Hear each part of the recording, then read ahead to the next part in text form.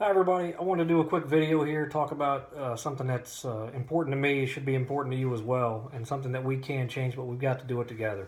And that's political spending and fundraising. Um, in 2014, Congress and Senate raised $1.7 billion.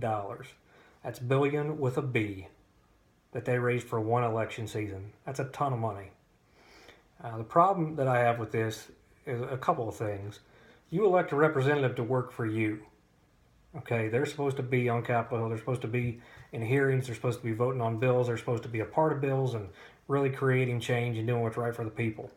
The problem with that is they're not doing it because 30 to 50% of their time is spent doing political fundraising, whether it's going out and doing fundraisers at restaurants or country clubs or wherever they go, or they're sitting in an office at a cubicle on the phone for up to 4 hours a day making phone calls trying to raise money. So it's hard for them to do their job because they have to do all this fundraising. And another reason they have to do all this fundraising is if you're a Republican or Democrat, you pay member dues to be in that party. And we're not talking $50 here, we're talking six figures, $100,000. Some people, like Nancy Pelosi, $800,000 to the Democratic Party. That's what she paid in her member dues. And this is money it's raised from corporations and individuals like yourself. When they call and you pledge your $50 or $100, whatever you give, you think you're helping your candidate. In some cases you are, some cases you're not. That money goes to the member dues, and then the party uses that money however they see fit, and they distribute it however they want to. If there's another candidate that's in a close race in another state, that money goes to that candidate. So it's just crazy how much money is spent. And we're talking about billions of dollars in political spending every time there's an election. And you can't tell me that this money can't be spent on in better ways, given to charity or create more jobs with it. But they'd rather give it to politicians. And you have to ask yourself why. Does a large company pay a politician $50,000, $20,000, whatever they give? Do they give it to them because they think they're a nice guy and they just want to see him win? Or do they expect something for their money? Do they expect something for that investment? You're not going to sell it to me that it's just because they want that person to win or they're a great guy or girl. Like, they want something for their investment. Okay, that's the bottom line.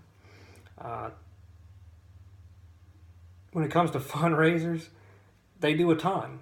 All right. It's been found out that Congress did over 2,800 fundraisers. 2,800 fundraisers.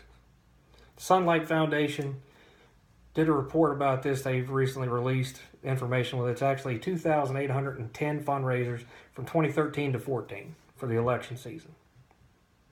And that's what your representatives do to help raise money for themselves and for the party. Now, there are representatives on both sides that absolutely hate this process. But they're not speaking up about it until they get out of office. Most of them don't. There have been some that talk about it. For instance, Senator Dick Durbin, he's a Democrat from Illinois. June 7th, back in 2010, he was giving a speech at what's called America's Future Now Conference, and he called the process an embarrassment. And it is a huge embarrassment. And the parties should be embarrassed by it. The politicians doing it should be embarrassed by it. This is not what our founding fathers had in mind for the political process in this country. And we can change it. Everyone knows the definition of insanity is doing the same thing over and over again, expecting a different result. When you continue to put the same people in office over and over again, who are a part of this problem, they're going to continue to be a part of this problem because the voters allow them to be. They raise a ton of money. They have fancy commercials. They have a lot of people that work for them and say the right stuff. And people believe it. And then later on, you wish that you wouldn't have voted for them. You don't have to feel that way. There are a lot of people that want to run as independents and are too afraid to do it because the funding.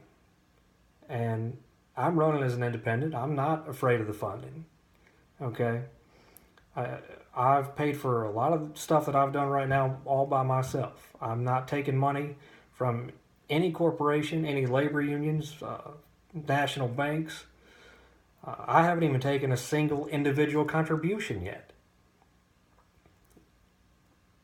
The funding doesn't scare me. What scares me is the fact that it seems like a lot of people that I have spoke with are beginning to feel like their vote doesn't matter. And your vote matters very much. Your support matters very much. And you can be a part of change when you put the right person in office. Put the right person in there for that job and make sure they do what they said they're going to do. And you can be a part of change. And if you ask yourself, why is this political spending okay? It's okay because the Supreme Court said it's okay. So these parties, these politicians, they just run with it for right now until somebody's going to stop them. U.S. Supreme Court case Buckley versus Vallejo ruled that spending money is a form of speech. And I could not disagree more. You're not going to sell me on that and tell me that a large corporation paying a politician isn't expecting something for it. They definitely are. And the votes tell the story. It doesn't take a rocket scientist to figure this out. All of this is public information. Contributions made are public information. You can find out your representative, who's paying them. You can know how they vote, every single vote.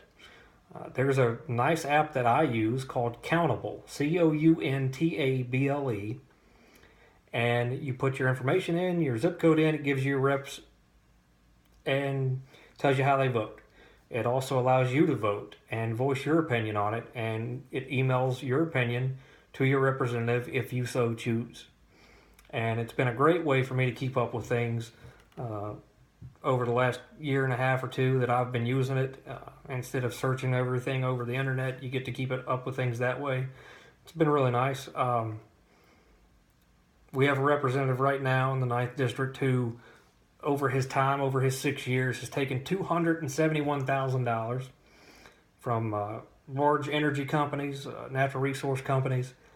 And so it's no surprise to report to you that there have been 48 bills on the floor that affect our environment. 48 votes.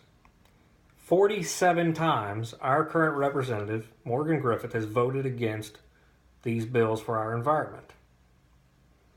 So you have to ask yourself, why is that?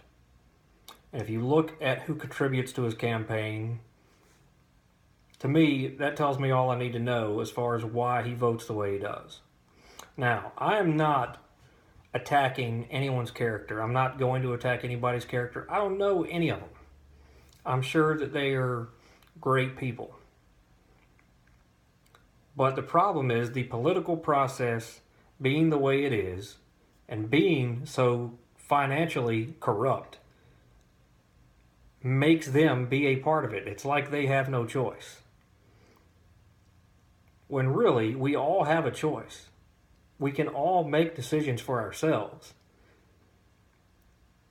And my decision is to run as an independent. I understand what goes along with it. I understand that financially, I don't have money like these guys do. I'm not taking money from corporations and all that. But you know what? I'm okay with that. I don't want to.